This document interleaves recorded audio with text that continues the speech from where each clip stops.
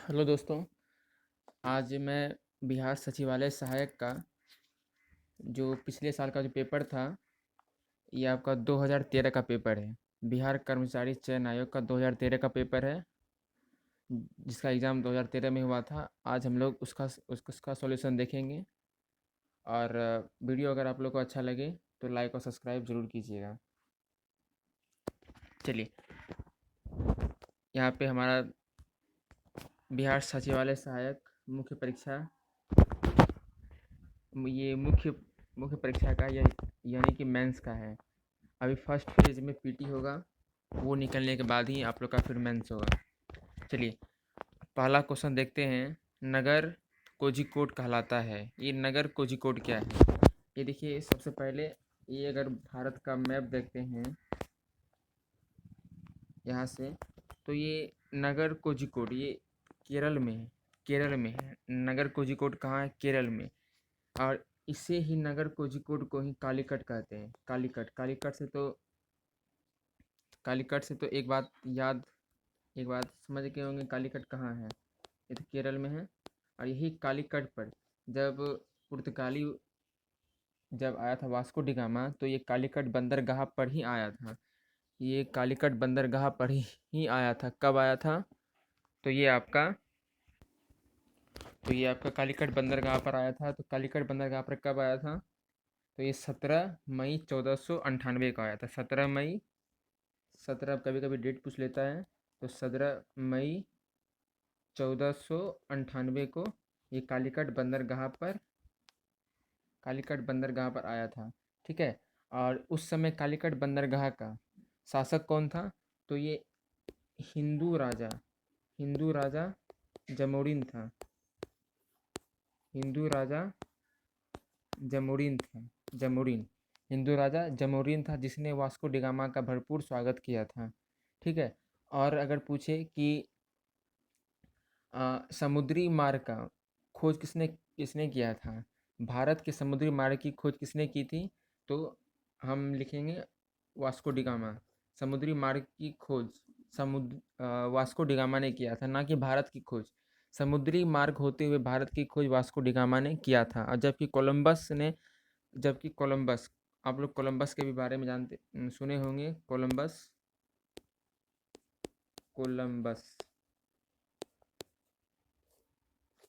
Columbus तो ये कौन था?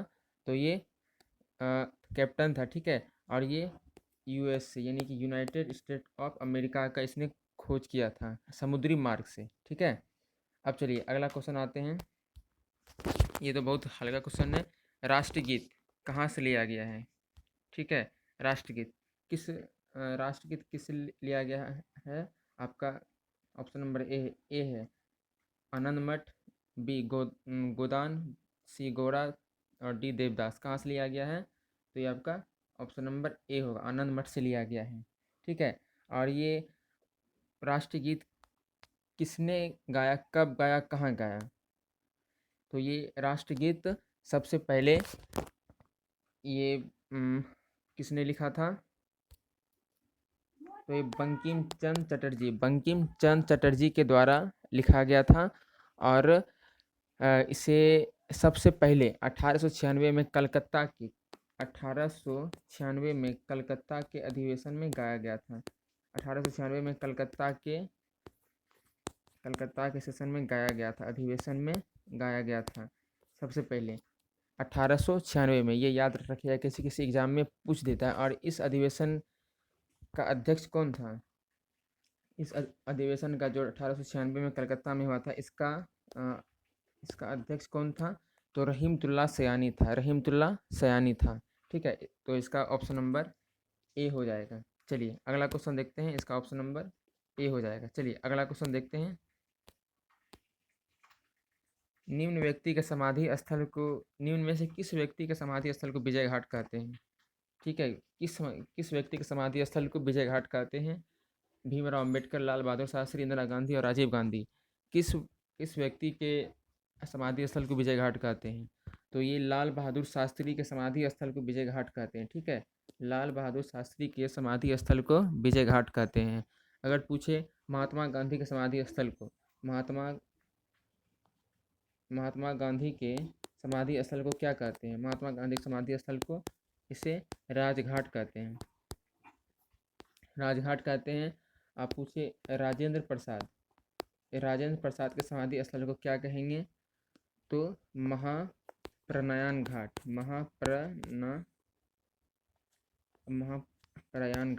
महाप्रयाण घाट कहेंगे। ठीक है। अगर पूछे राजीव गांधी के समाधि स्थल को वीर भूमि और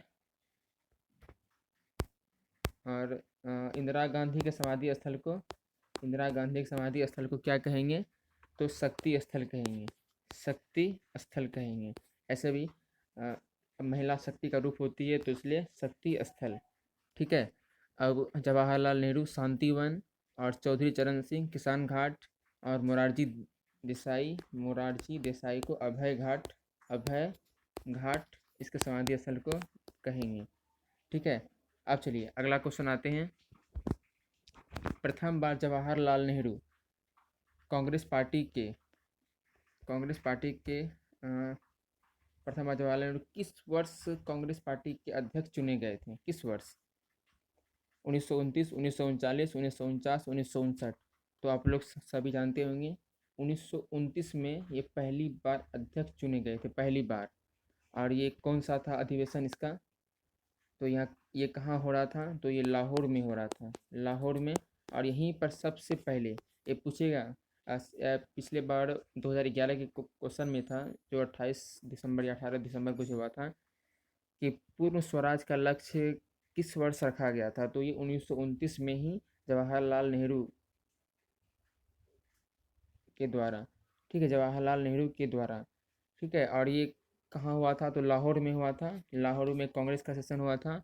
और इसके बाद 1931 का देखते हैं। 1931 का तो ये कराची में हुआ था, 1931 का कराची में हुआ था, जिसके अध्यक्ष कौन थे? तो ये लौह पुरुष वल्लभ भाई पटेल थे, वल्लभ भाई पटेल। यहीं पे सबसे पहले फंडामेंटल राइट का जिक्र किया गया था और मांग भी हुआ था सबसे पहले। तो किसके द्वारा? तो पंडित जवाहरलाल नेहरू के द्वारा 1931 में कराची सेशन के जो अध्यक्ष थे लौह पुरुष पटेल के द्वारा। ठीक है। अब चलिए अगला क्वेश्चन आते हैं। और हाँ, एक सुभाष चंद्र बोस भी देख लेते हैं। तो सुभाष चंद्र बोस 1939 है, तो ये 1939 में सुभाष चंद्र बोस ने त्रिपुरी कांग्रेस अधिवेशन की अध्यक्षता की थी। अगर 1939 का देखें तो इधर सब तो नहीं हुआ था। ठीक है, त्रिपुरी। चलिए अगला क्वेश्चन आते हैं। झांसी की रानी के तौर पर कौन प्रसिद्ध है? झांसी की रानी के तौर पर कौन प्रसिद्ध है? दुर्गाबाई, पद्मिनी, लक्ष्मीबाई और अहिल्याबाई। कौन सा होगा? तो ये आपका लक्ष्मीबाई। ये तो सभी को जानते होंगे, लक्ष्मीबाई। ठीक है। लक्ष्मीबाई को झांसी की रानी के तौर पर जानते हैं। रानी लक्ष्मीबाई का मूल नाम क्या था? मणिकर्णिका था। रानी लक्ष्मीबाई का मूल नाम क्या था? मणिकर्णिका था मूल नाम। ठीक है, लक्ष्मीबाई का मूल नाम क्या था? मणिकर्णिका। इसका जन्म कहाँ हुआ था? तो वाराणसी में इसका जन्म हुआ था। इसकी विवाह 14 वर्ष की आयु में हो गई थी। इसकी विवाह 14 वर्ष की उम्र में ही हो गई थी। और किससे हुई थी? तो झांसी के महाराज गंगाधर राव के साथ हुई थी। झांसी के महाराज गंगाधर राव के साथ हुई थी। और वर्ष 1853 में डलहौजी ने व्यपगत का सिद्धांत के तहत झांसी को ब्रिटिश साम्राज्य में विलय कर लिया था। व्यपगत सिद्धांत, ये याद रखिएगा कि झांसी को किस सिद्धांत के तहत मिलाया था? तो व्यपगत के सिद्धांत के तहत मिलाया था। व्यपगत के सिद्धांत के तहत इसे 1853 में 1857 ईस्वी से पहले, इसीलिए 1857 की ईस्वी में झांसी की रानी ने युद्ध भी किया था। तो इसलिए 1853 ईस्वी में झांसी को व्यपगत सिद्धांत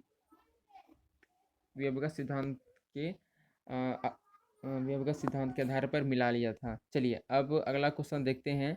और अगर पूछे कि रानी लक्ष्मीबाई की मृत्यु कब हुई थी? तो ये 17 जून 1858 को जनरल हीरो से कब हुई थी? तो ये 17 जून 1858 को जनरल हीरोज से लड़ते हुए वीर गति प्राप्त हो गई थी। जनरल हीरोज से लड़ते हुए। चलिए ठीक है, अगला क्वेश्चन आते हैं। अगला क्वेश्चन, अच्छा चलिए 7 नंबर, अच्छा नहीं 6 नंबर। ब्रिटिश शासन के विरुद्ध कांग्रेस ने किस वर्ष असहयोग आंदोलन प्रारंभ किया था? तो ये आप लोग जानते होंगे कि किस वर्ष 1920 असहयोग आंदोलन क्यों किया गया था स्टार्ट। देखिए, असहयोग आंदोलन स्टार्ट करने का कारण ये रहा क्या कि काला कानून किसे कहते हैं? तो रॉलेट एक्ट को कहते हैं। रॉलेट एक्ट को काला कानून कहते हैं। रॉलेट एक्ट को काला कानून कहते हैं। और काला कानून इसमें क्या था कि किसी भी संदेहास्पद व्यक्ति को बिना कुछ पूछे बिना कुछ जाने उसको सीधा जेल में डाल दो। तो इसे भारतीयों ने इसलिए इसे काला कानून कहा। और इसके तहत क्या था कि अगर किसी भी व्यक्ति को जेल में अगर डाला गया तो नो अपील, नो वकील, नो दलील। नो अपील, नो वकील, नो दलील, मतलब अंदर जाने के बाद अंग्रेज किसी का नहीं सुनेगा, चाहे वो कितना भी वकील कर ले, कुछ भी कर ले, तो उससे बाहर नहीं निकाला जाएगा। तो इसीलिए भारतीयों ने इसे काला कानून कहा। और इसी के विरोध में सभी भारतीयों ने इसी के विरोध में सभी भारतीयों ने 13 अप्रैल 1919 को 13 अप्रैल 1919 को जलियांवाला बाग हत्याकांड जलियांवाला बाग हत्याकांड के जलियांवाला बाग में एक मीटिंग बुलाई और वहाँ मीटिंग हो रहा था। तो इसी मीटिंग में अंधाधुंध गोली चलाई गई। इस मीटिंग का जो पूरा जहाँ हो रही थी मीटिंग, उसका फील्ड इस तरह से था। एक ही गेट था और इधर सभी भारतीय थे और यहाँ से गोली चलाना स्टार्ट किया और सभी भारतीयों को लगभग मार दिया। और ब्रिटिश डाटा के अनुसार 379 लोग मारे गए थे, जबकि भारतीय के अनुसार 1000 से ज़्यादा लोग मारे गए थे। और इसी के विरोध में महात्मा गांधी ने असहयोग आंदोलन चलाया था। और इसी जलियांवाला बाग को गांधी जी ने हिमालय से भी बड़ी भूल अंग्रेज़ों की बताई थी। हिमालय से भी बड़ी भूल अंग्रेज़ों की बताई थी महात्मा गांधी ने। और इसी में रविन्द्रनाथ टैगोर ने सर की उपाधि, नाइटहुड की उपाधि और महात्मा गांधी ने केसरी हिंदी की उपाधि ये सब वापस कर दी थी। और उसके बाद फिर 5 फरवरी 1922 को चौरा चौरी कांड हो गया। 5 फरवरी 1922 को चौरा चौरी कांड हो गया। और जिसके तहत चौरा चौरी कांड क्या हुआ कि चौरा चौरी नामक एक जगह पर एक थाना था। एक थाना में टोटल 22 पुलिसकर्मी थे। और वहाँ के स्थानीय लोग ने इसे चारों तरफ से घेर करके आग लगा दिया और 22 पुलिसकर्मी जिंदा जल करके मर गए। तो इसी को चौरा चौरी कांड कहें। और इसमें लगभग 22 पुलिसकर्मी की हत्या हो गई। और इसी पर दुखी होकर के इस आंदोलन को 12 फरवरी 1922 को महात्मा गांधी ने असहयोग आंदोलन को बंद कर दिया। ठीक है, 12 फरवरी को महात्मा गांधी ने इस आंदोलन को बंद कर दिया। 12 फरवरी को 1922 को 5 फरवरी में चौरा चौरी कांड हुआ और 12 फरवरी को महात्मा गांधी ने इसे बंद कर दिया और कहा कि मुझे हिंसा की बू आ रही है। ठीक है, और इसके बाद इस समय किस वायसराय का कार्यकाल था? तो लॉर्ड हार्डिंग था। इस समय लॉर्ड हार्डिंग का काल था। ठीक है, और लॉर्ड हार्डिंग का काल कब से कब था? 1921 से 1926 तक था। और 1922 में आप जानते होंगे हमारे बिहार में गया में एक कांग्रेस का सेशन हुआ था। और जिसकी अध्यक्षता किसने किया था? तो चित्तरंजन CR दास ने किया था। और इसी महात्मा गांधी ने जो असहयोग आंदोलन बंद किया, तो इसी से गुस्सा होकर के और कांग्रेस कार्यकारिणी विधायिका में भाग लेने से महात्मा गांधी ने इनकार कर दिया था और सभी को बोला था कि भाग नहीं लेने के लिए, जिससे चित्तरंजन दास मोतीलाल नेहरू ने कांग्रेस से अलग हट करके अपना एक पार्टी बना लिया। कांग्रेस से अलग हट करके अपना एक पार्टी बना लिया, जिसे आप जानते होंगे स्वराज दल। स्वराज दल बनाया, जिसके अध्यक्ष कौन थे? अध्यक्ष तो चित्तरंजन दास थे, और अगर पूछे सचिव कौन थे तो मोतीलाल नेहरू थे। मोतीलाल नेहरू थे अध्यक्ष, चित्तरंजन दास, और सचिव मोतीलाल नेहरू थे। चलिए, एक एक सवाल से लगभग 10-15 सवाल निकल जाता है। चलिए अगला क्वेश्चन देखते हैं।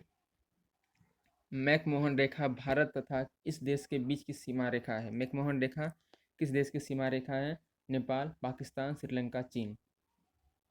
कहाँ का है ये मैकमोहन रेखा? तो ये ऑप्शन नंबर आपका डी हो जाएगा। मैकमोहन रेखा भारत और चीन के बीच है। अगर पूछे कि भारत और पाकिस्तान के बीच कौन सा रेखा है, तो रेड क्लिफ है, और एक 24वीं समानांतर रेखा भी है। 24वीं समानांतर रेखा है भारत पाकिस्तान के बीच। भारत पाकिस्तान का अगर देखें तो ये यहाँ से अगर मैप का,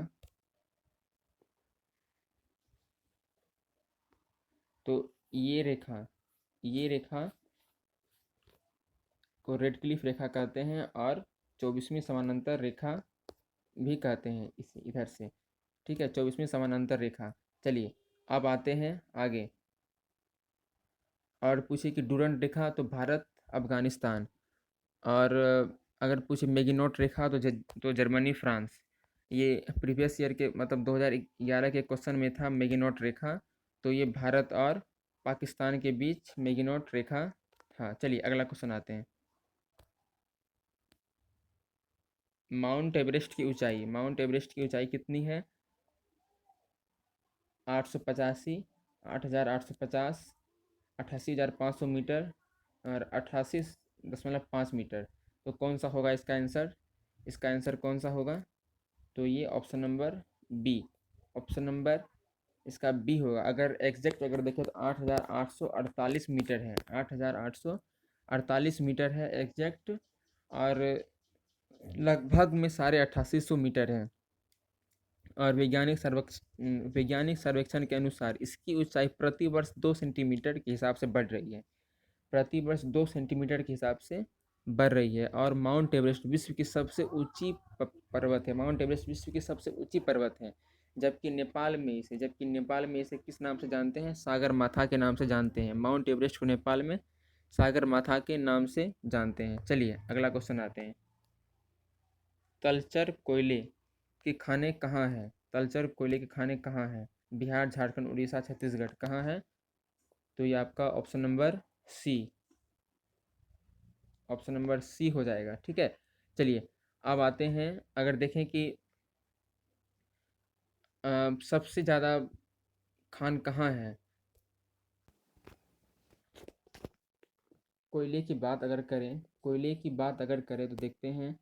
अभी वन स्थिति रिपोर्ट मतलब मिनरल्स के अभी के हिसाब से 2021 के हिसाब से अगर देखें तो कोयला का बात है। तो कोयला अभी कहाँ है? तो सबसे ज़्यादा उत्पादन में अगर पूछे, उत्पादन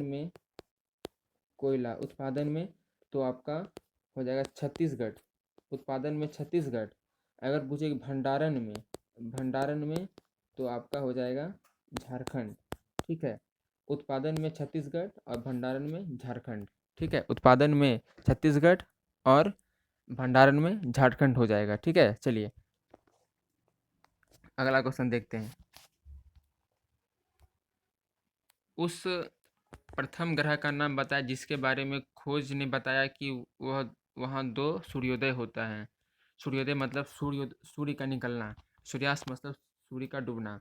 ठीक है, तो उस ग्रह का नाम बताएं जहाँ पर खोजा गया कि वहाँ पे 2 सूर्योदय होते हैं।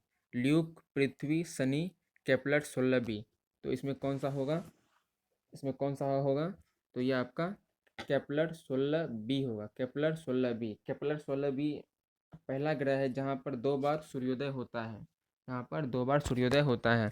और केपलर 16b जो है वो गैस के गुब्बारे की तरह के आकार का है, ठीक है, गैस के गुब्बारे के आकार का है। और ये शनि के जितना बड़ा शनि है उतना बड़ा ये भी है, ठीक है। अब चलिए केपलर 16b जो है पृथ्वी से लगभग 200 प्रकाश वर्ष की दूरी पर है। अगर पूछे केपलर 16b पृथ्वी से कितने वर्ष की दूरी पर है, तो 200 प्रकाश वर्ष की दूरी पर है। चलिए अगला क्वेश्चन आते हैं। अगर पूछे कि सौर मंडल में ग्रहों की संख्या पहले कितनी थी, तो 9 थी। पहले कितनी थी? 9 थी। चलिए, और लेकिन अब 2006 के बाद 2006 के बाद ये अब 8 हो गई है। 2006 के बाद ये अब 8 रह गई है, ठीक है। चलिए अब अगला आते हैं। 9 में से 8 तो इसे कौन हटा? तो प्लूटो को हटाया गया। ये सब ध्यान में रखिएगा। चलिए अगला क्वेश्चन आते हैं। जनजाति संथाल इस राज्य में नहीं रहती है, मतलब संथाल जनजाति इनमें से किस राज्य में नहीं रहती? असम, उड़ीसा, झारखंड, पश्चिम बंगाल। किस राज्य में नहीं रहती है? असम, उड़ीसा, झारखंड, पश्चिम बंगाल, इनमें से किस राज्य में नहीं रहती है? तो असम में नहीं रहती है। बाकी आपका उड़ीसा, झारखंड, पश्चिम बंगाल ये तीनों जगह रहती है और असम में नहीं रहती है, ठीक है। अगर पूछे कि झारखंड में कौन कौन जनजाति रहती है झारखंड में, तो मुंडा, हो, भूया, भूमिज, कोरबा, ये सब जनजाति झारखंड की जनजाति है, ठीक है। चलिए अब आगे आते हैं। और मेघालय का तो जानते ही होंगे, गारो, खासी, जयंतिया। चलिए अब आते हैं अगला क्वेश्चन।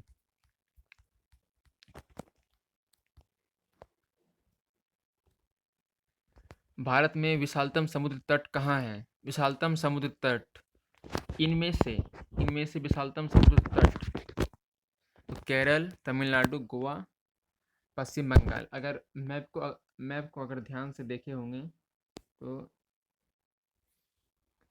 तो ये हमारा केरल यहाँ पर है, तमिलनाडु यहाँ है, गोवा यहाँ पे एकदम छोटा सा है गोवा, ठीक है, गोवा यहाँ पे है, और पश्चिम बंगाल तो इधर है। तो सबसे विशाल समुद्र तट तो आप देखेंगे ये तमिलनाडु सबसे इसमें विशाल समुद्र तट है।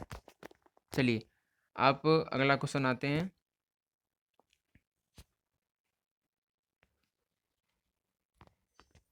झारखंड के उत्तर में स्थित राज्य कौन सा है? झारखंड के उत्तर में स्थित कौन सा राज्य है?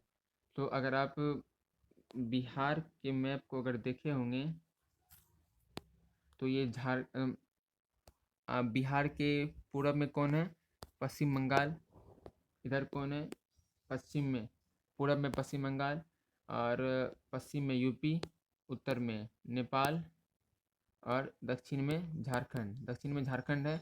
अब पता झारखंड के उत्तर में, तो ये झारखंड का उत्तर तो बिहार हो गया। तो ये आपका ऑप्शन नंबर बी हो जाएगा। ऑप्शन नंबर बी, झारखंड के उत्तर में बिहार है। चलिए अगला क्वेश्चन। सबसे अंदर भूमि द्वारा घिरा पत्तन है, सबसे अंदर भूमि द्वारा घिरा पत्तन कौन सा है? सबसे अंदर भूमि द्वारा घिरा पत्तन कौन सा है? अब बताइए इसका आंसर क्या होगा 16 का। तो ये आपका हो जाएगा आंसर विशाखापत्तनम, ठीक है, विशाखापत्तनम। और अगर पूछे कि भारत का सबसे गहरा बंदरगाह कौन सा है, तो ये भी आपका विशाखापत्तनम हो जाएगा। ये कहाँ है? आंध्र प्रदेश में है। ये कहाँ है? आंध्र प्रदेश में है। ये भारत का सबसे गहरा बंदरगाह है। अगर पूछे सबसे बड़ा, तो जवाहरलाल नेहरू बंदरगाह है सबसे बड़ा, जिसे कि नहावसा भी कहते हैं, नहावासा नहावासेवा ये कहते हैं इसे, जवाहरलाल नेहरू बंदरगाह भी कहते हैं। ये सबसे बड़ा है। आपको ये सबसे गहरा तो विशाखापत्तनम का है, ठीक है। आप पूछे कि ज्वारीय बंदरगाह कांडला कहाँ है, तो गुजरात में। ज्वारीय बंदरगाह कांडला कहाँ है, तो गुजरात में। और सबसे प्राचीन बंदरगाह पूछे तो चेन्नई का सबसे प्राचीन बंदरगाह है। चलिए अगला क्वेश्चन आते हैं। दिल्ली से कलकत्ता को जोड़ने वाली राष्ट्रीय राजमार्ग कितनी है? दिल्ली से राष्ट्रीय राजमार्ग जोड़ने वाली राजमार्ग कौन सा है?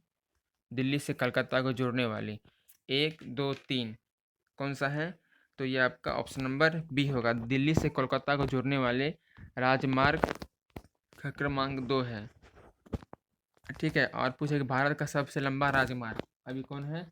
NH-44 है। भारत का सबसे लंबा राजमार्ग कौन सा है? NH-44 है, जो श्रीनगर से कन्याकुमारी तक। अगर मैप में देखें, हम छोटा सा मैप अगर बनाते हैं श्रीनगर से कन्याकुमारी,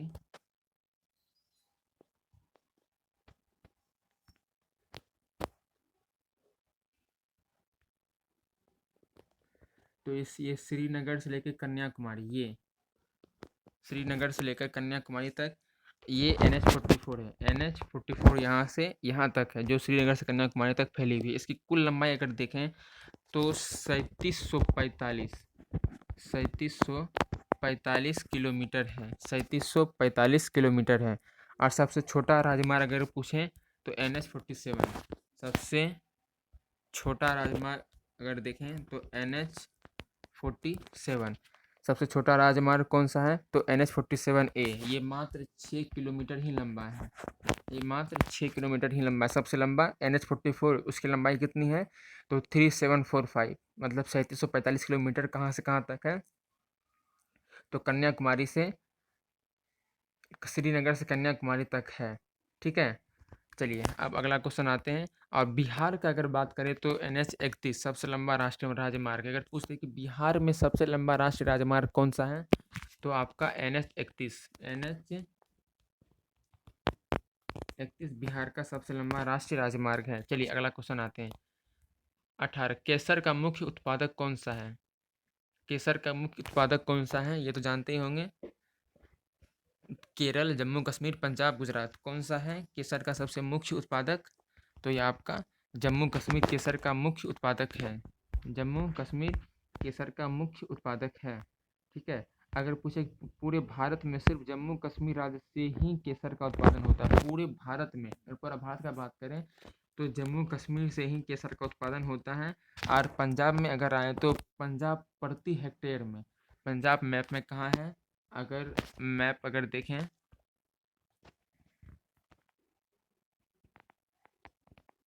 तो पंजाब यहाँ है। ठीक है, ये प्रति हेक्टेयर उत्पादन में, प्रति हेक्टेयर गेहूं के उत्पादन में ये प्रथम स्थान पर है। ठीक है, प्रति हेक्टेयर। अगर पूछे सर्वाधिक गेहूं उत्पादन में, तो हमारा उत्तर प्रदेश हो जाएगा। ठीक है, प्रति हेक्टेयर गेहूं के उत्पादन में पंजाब प्रथम है, और सर्वाधिक गेहूं उत्पादन में उत्तर प्रदेश प्रथम हो जाएगा। और केरल, ये इलायची के लिए प्रथम स्थान पर है। केरल इलायची के लिए प्रथम स्थान पर है केरल। चलिए अगला क्वेश्चन आते हैं।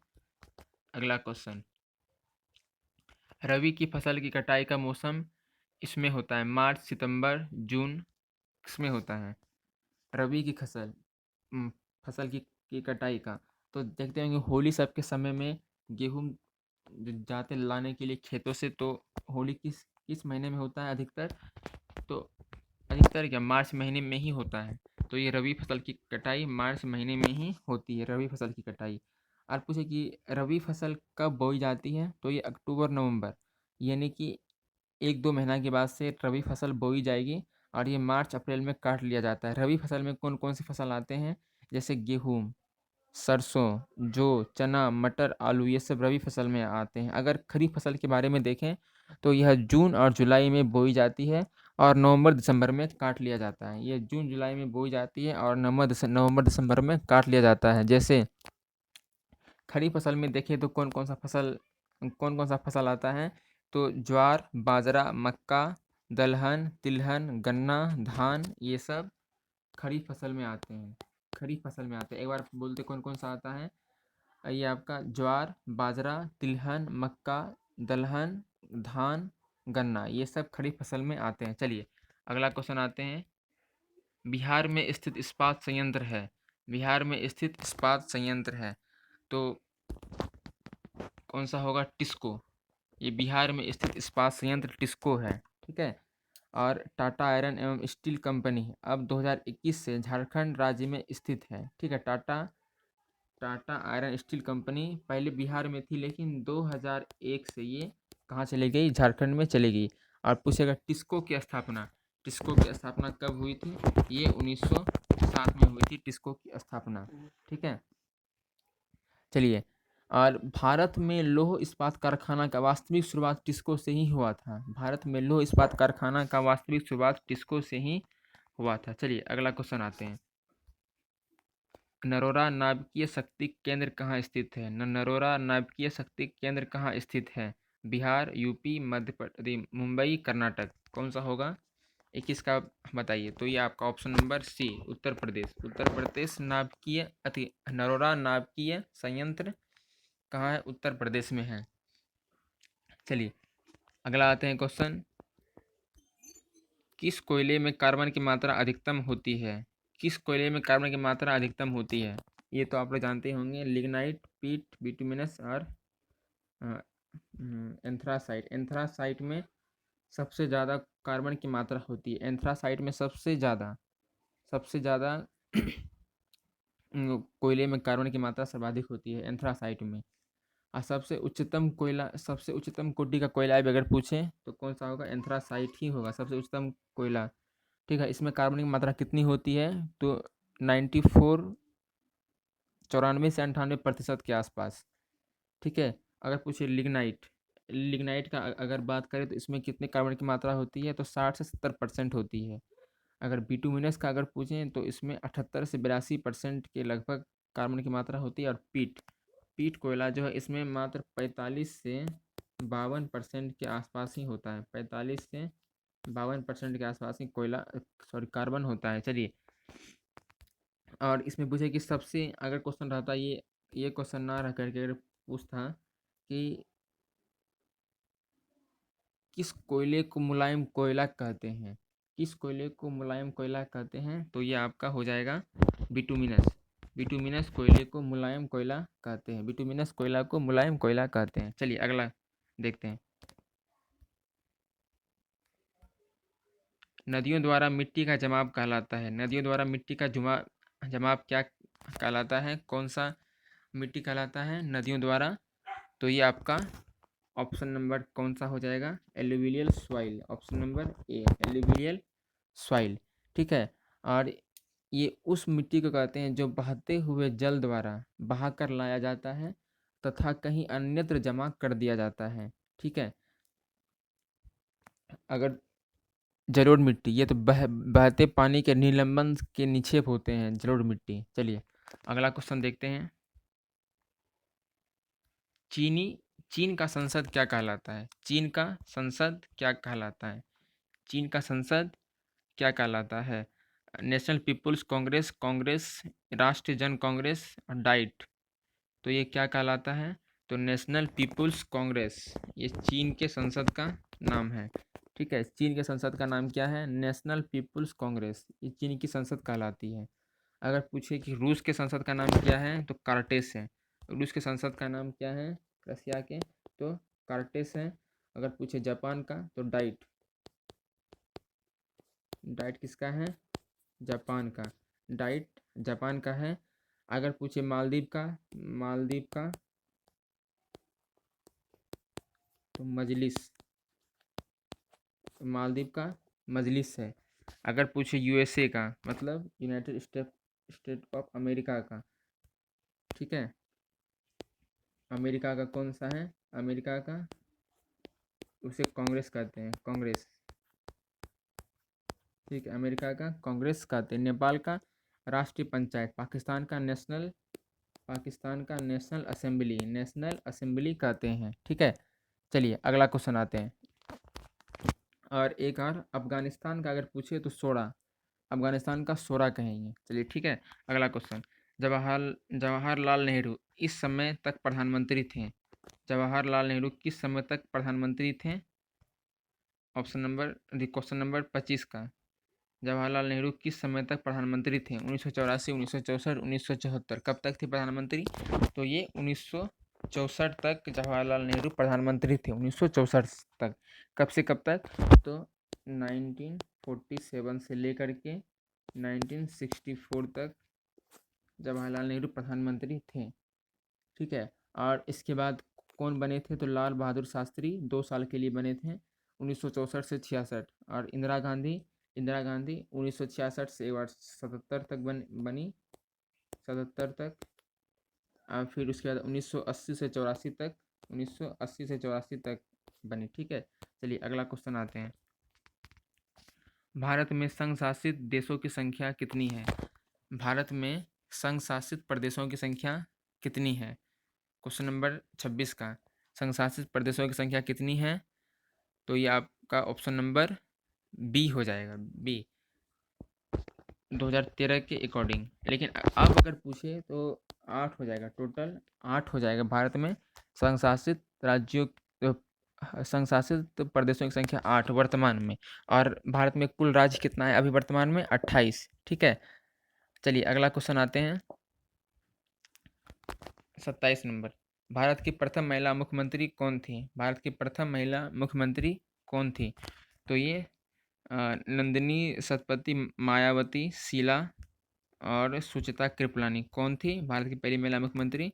तो ये सुचेता कृपलानी ही थी। सुचेता कृपलानी भारत की पहली महिला मुख्यमंत्री थी। और ये किस राज्य की बनी थी? तो ये उत्तर प्रदेश राज्य की पहली पहली महिला मुख्यमंत्री बनी थी। और उत्तर प्रदेश की प्रथम दलित महिला मुख्यमंत्री कौन है?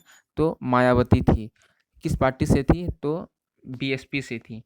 बीएसपी मतलब बहुजन समाजवादी पार्टी, बहुजन समाजवादी पार्टी से थी। ठीक है, और दिल्ली की प्रथम महिला मुख्यमंत्री ज़्यादा दिनों तक महिला मुख्यमंत्री रहने वाली कौन थी? तो ये गौरवशीला दीक्षित। गौरवशीला दीक्षित दिल्ली की प्रथम महिला मुख्यमंत्री। चलिए अगला क्वेश्चन आते हैं। चलिए अगला क्वेश्चन हल्का धुंधला है, फिर भी मैं बोल देता हूँ।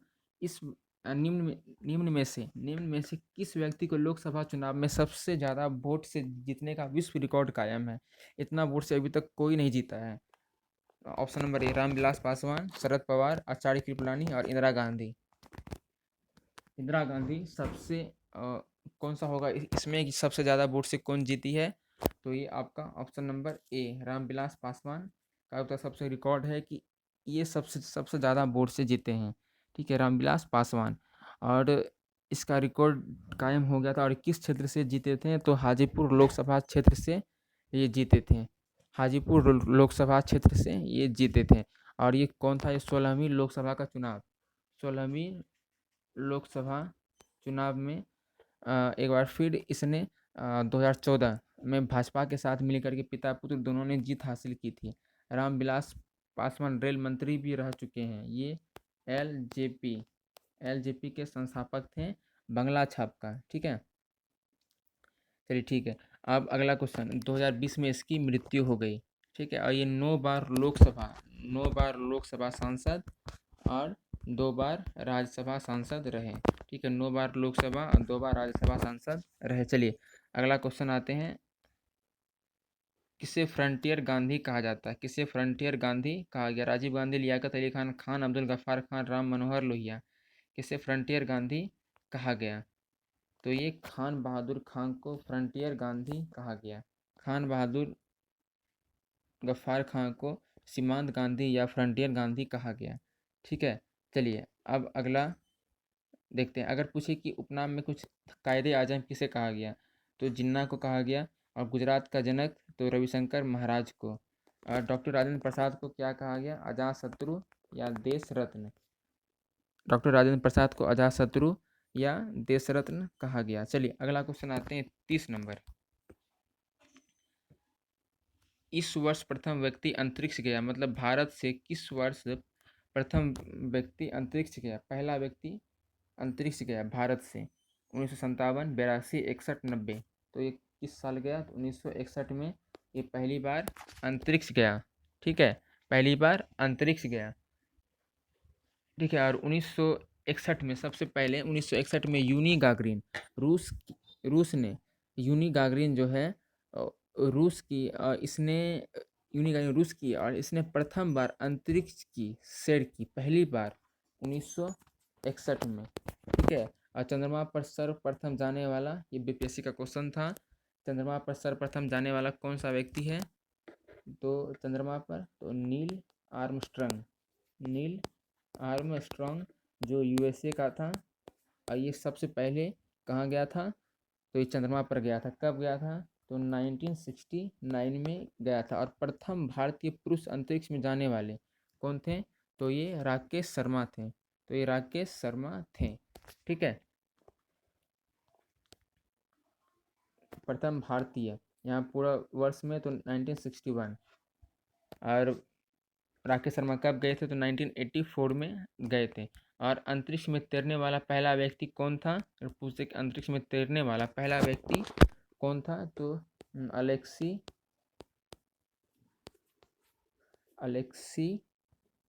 लियोनोव अलेक्सी लियोनोव, ये अंतरिक्ष में तैरने वाला पहला व्यक्ति था। चलिए अगला क्वेश्चन आते हैं 31। हाँ,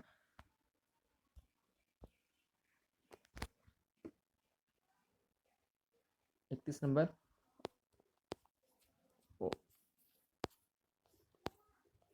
इसका क्या होगा? इस वर्ग का है। तो ये वसी अम्ल, प्रोटीन, विटामिन और डेयरी उत्पाद, ये कौन सा होगा?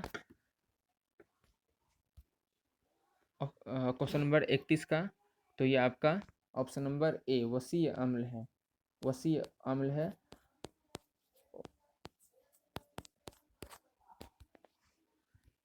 चलिए अगला क्वेश्चन, निम्न में से कौन परमाणु संरचना के सिद्धांत से संबंधित नहीं है? निम्न में से कौन परमाणु संरचना के सिद्धांत से संबंधित नहीं है?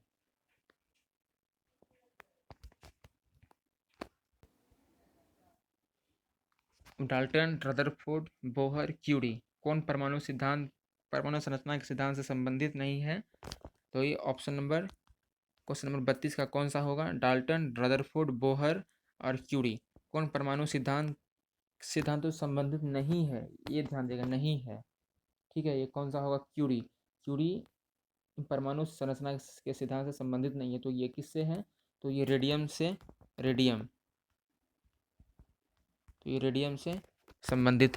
संबंधित है। ठीक है, और ये तीनों डाल्टन, रदरफोर्ड, बोहर, ये सभी परमाणु सिद्धांत से संबंधित हैं। चलिए अगला क्वेश्चन, इस धातु की यौगिक में कुछ शीशे तथा साबुन दोनों घटक हैं। इनमें से किस धातु के यौगिक में शीशे और साबुन दोनों के घटक कैल्शियम, पोटेशियम, एल्यूमिनियम और आयरन, इनमें से कौन सा होगा ऑप्शन? जल्दी बताइए 33 नंबर का। तो ये ऑप्शन नंबर आपका बी हो जाएगा, पोटेशियम। पोटेशियम में कुछ शीशे तथा साबुन दोनों के घटक होते हैं। पोटेशियम में कुछ शीशे और साबुन दोनों के घटक होते हैं। ठीक है, और उच्च वसीय अम्ल का पोटेशियम लवण मुलायम साबुन होता है। ठीक है, उच्च वसीय अम्ल का पोटेशियम लवण मुलायम साबुन होता है। सीसा सोडियम कैल्शियम सिलिकेट होता है। अगर पूछे सीसा तो ये सोडियम कैल्शियम सिलिकेट होता है। सीसा सोडियम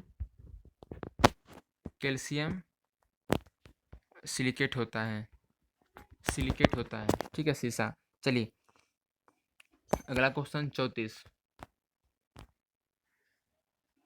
इस तत्व का परमाणु भार मानक रूप में लिया जाता है। इस तत्व का परमाणु मतलब इनमें से किस तत्व का परमाणु भार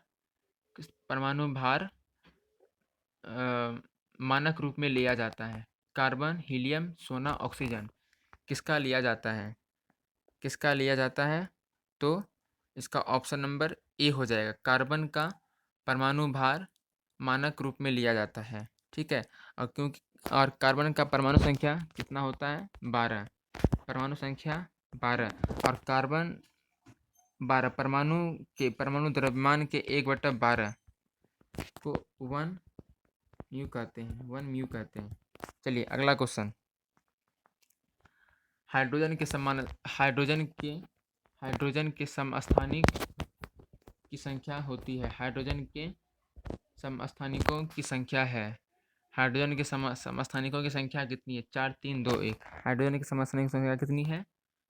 और कितना होगा? 4 3 2 1 में कौन सा होगा? तो ये आपका 3 होगा। हाइड्रोजन की समस्थानिकों की संख्या 3 है।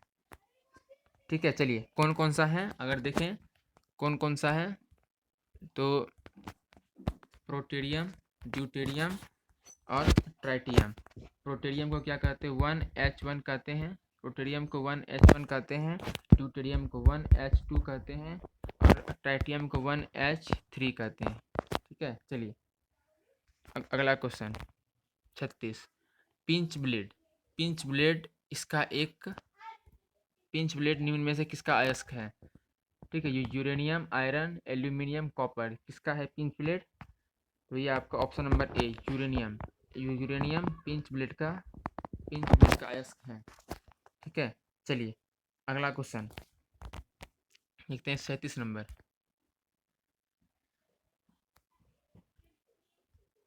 37 नंबर का देखते हैं।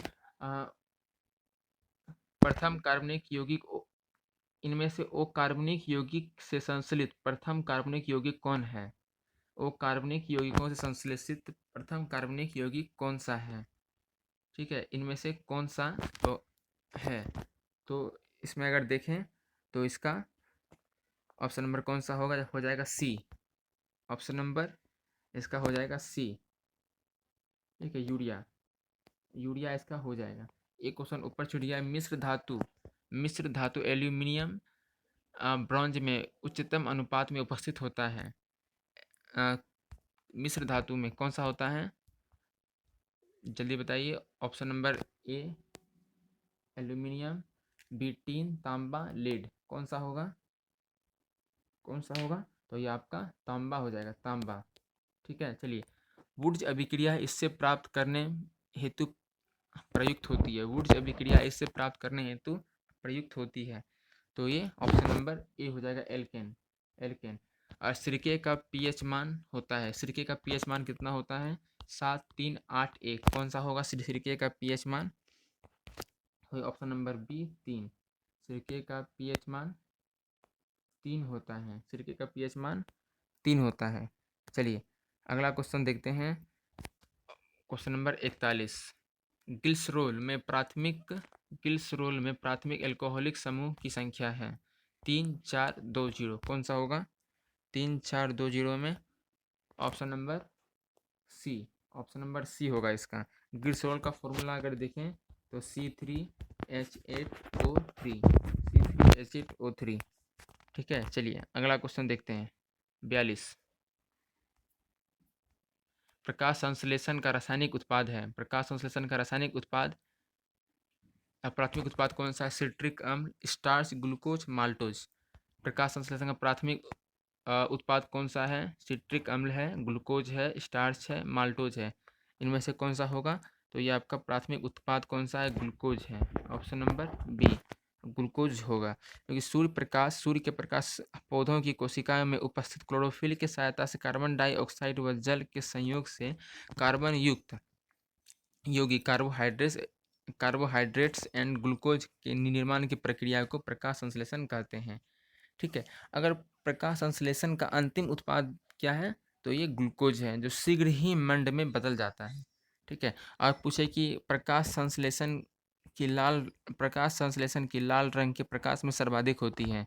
ठीक है, प्रकाश संश्लेषण किस रंग में होती है? तो लाल रंग में इसका प्रकाश सर्वाधिक होता है, लाल रंग में। ठीक है, लाल रंग में इसका प्रकाश सर्वाधिक होता है। चलिए अगला क्वेश्चन, मशरूम क्या है? मशरूम क्या है? ये एक कवक है, मशरूम एक कवक है, मशरूम एक कवक है।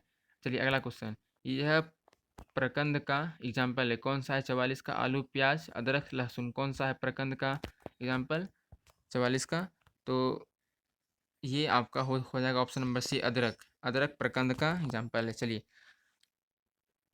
कंद पूछे तो आलू होगा, ठीक है, और बल्ब पूछे तो प्याज, लहसुन, और घनकंद तो ओल और अरबी। चलिए अगला क्वेश्चन आते हैं 45। सबसे सबसे जोर से बोल सकने वाला जंतु कौन सा है?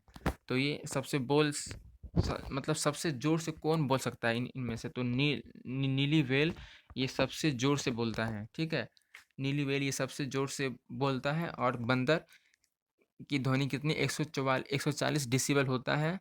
ठीक है, जबकि ब्लू व्हेल का 188 होता है और स्पर्म व्हेल का 233 होता है। और नीली व्हेल जो है ये सबसे बड़ा स्तनधारी है। और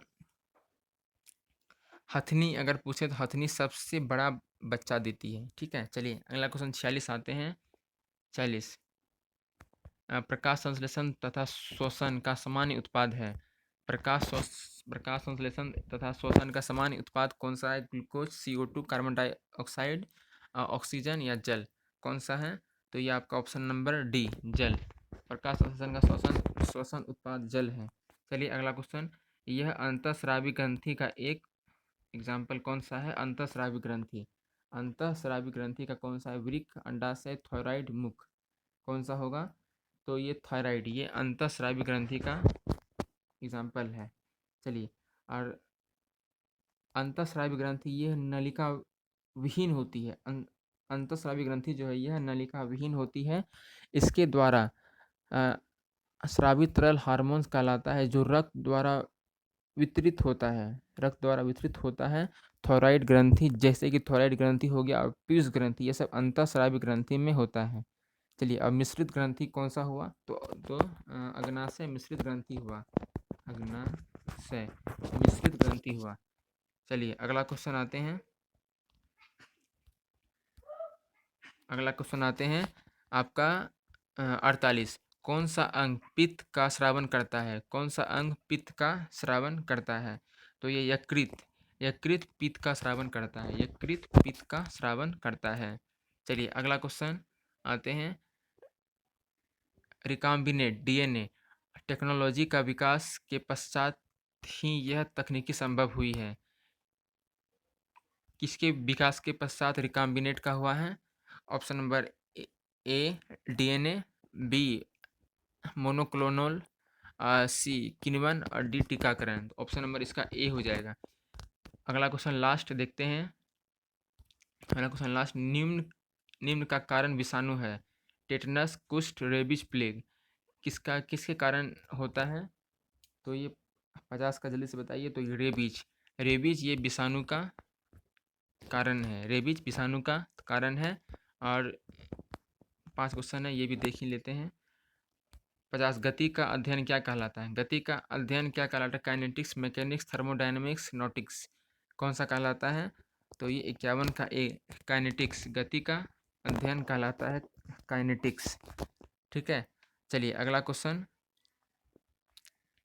क्वांटम सिद्धांत का सुझाव किसने दिया था? क्वांटम सिद्धांत का सुझाव किसने दिया था? तो ये आपका प्लांक, प्लांक ने क्वांटम सिद्धांत का सुझाव दिया था, प्लांक ने क्वांटम सिद्धांत का सुझाव दिया था, प्लांक। ठीक है, चलिए अगला क्वेश्चन देखते हैं, 53। वह संयंत्र जो अत्यधिक तापक्रम मापता है, इनमें से कौन सा संयंत्र है जो अत्यधिक तापक्रम मापता है? पायरोमीटर, पायरोस्कोप, पायरेनोमीटर, पाइक्योनोमीटर? 53 का कौन सा होगा जो अत्यधिक तापक्रम मापता है? तो ये आपका पायरोमीटर, ये अत्यधिक तापमान मापता है, पायरोमीटर। चलिए, लक्स किसकी इकाई है? लक्स किसकी इकाई है? ताप, द्रव्यमान, बल और प्रदीप्ति? लक्स किसकी इकाई है? आपका 54 का डी, प्रदीप्ति हो जाएगा। लक्स प्रदीप्ति की इकाई है। एक अश्वशक्ति कितना है? तो ये 746 वाट, ये तो जानते होंगे, 746 वाट। चलिए, अगर वीडियो आप लोग को अच्छा लगा हो तो लाइक और सब्सक्राइब करेंगे। और अगला क्वेश्चन 56 से लेकर के और 150 तक का है, जो ये 2013 का मेंस का क्वेश्चन है। हम लोग इसको नेक्स्ट वीडियो में देखेंगे। तब तक के लिए धन्यवाद।